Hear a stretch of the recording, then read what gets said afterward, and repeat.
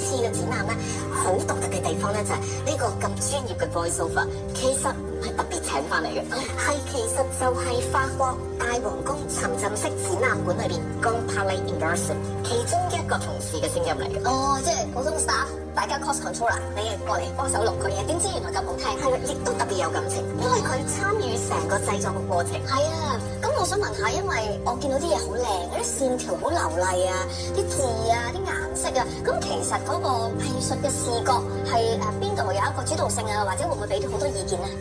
係今次其實法國嗰邊咧都俾咗好多意見，羅浮宮嗰邊咧更加有好嚴謹嘅要求。就算我哋將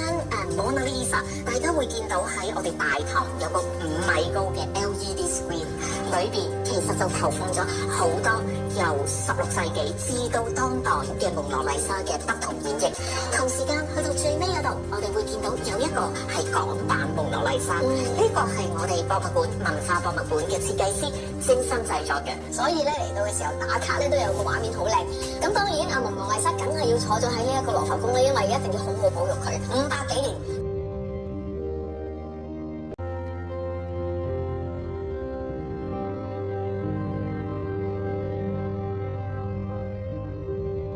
德國你哋都好犀利喎，聽講有其他嘅真跡都運到嚟香港俾大家睇喎。今次嘅展覽仲有第2個部分，就係文藝復興的再現呢個展覽。咁呢個展覽咧就借咗法國同埋意大利博物館嘅藝術珍品，包括達文西珍貴嘅大西洋手抄本。